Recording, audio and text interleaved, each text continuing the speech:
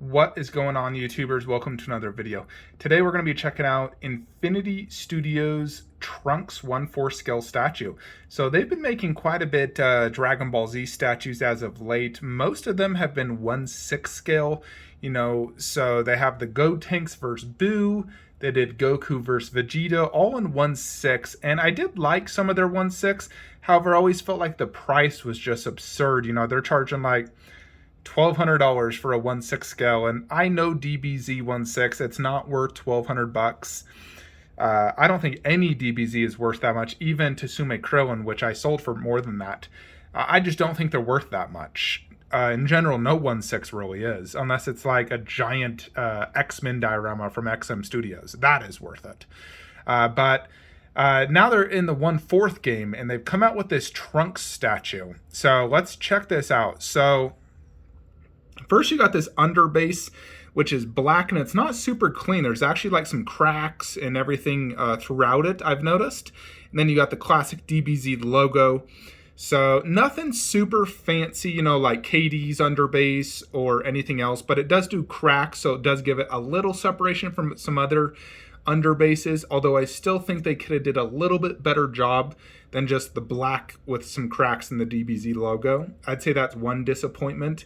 I am glad they have it, but I do think there's some missed opportunity to make it a little bit better.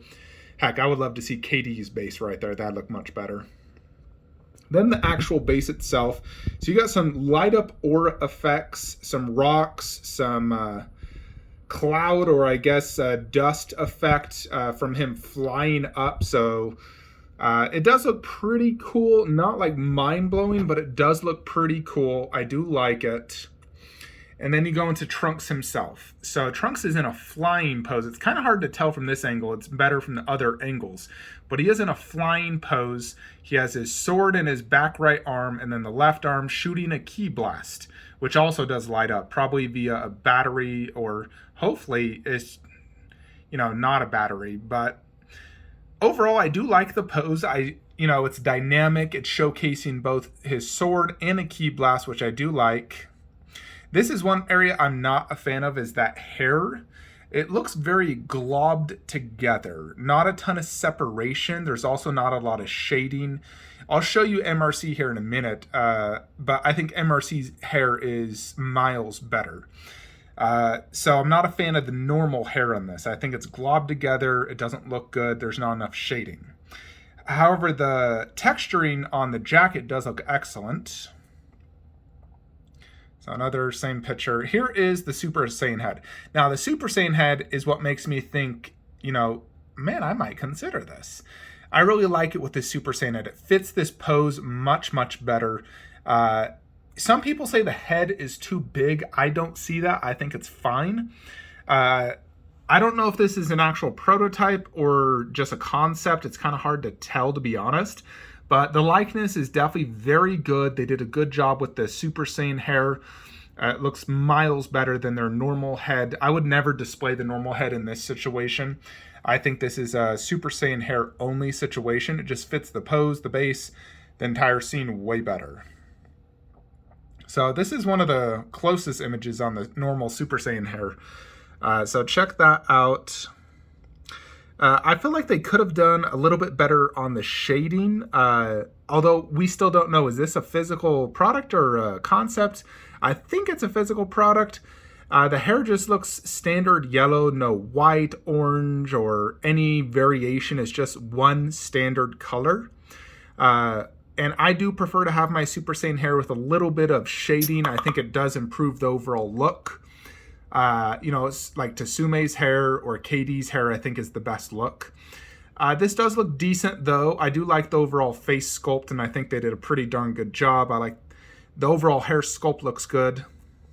I just wish there was a little bit more shading in that hair, but otherwise it looks good. This is a good way to see that back key bowl and how it looks. And I do like the key bowl. Others don't. I do. I think it looks great. And see, there's the normal head. Here is where you can really see the flying pose. So you have one foot that's obviously pegged in right there, and then his knee is being supported to prevent leanage with this rock.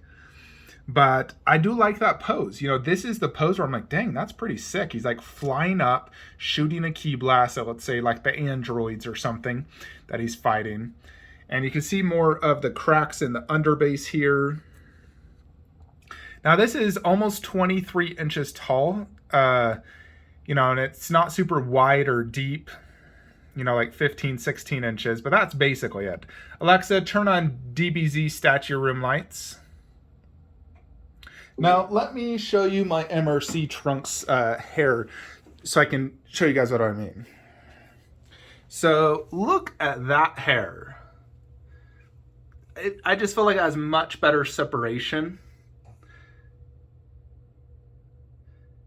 And the Super Saiyan hair has some really good shading in it. Not the best, but it's very good. You know, like I really like KD's style of hair.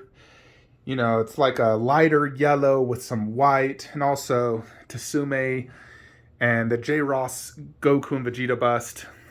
I think those are some of the better hairs out there.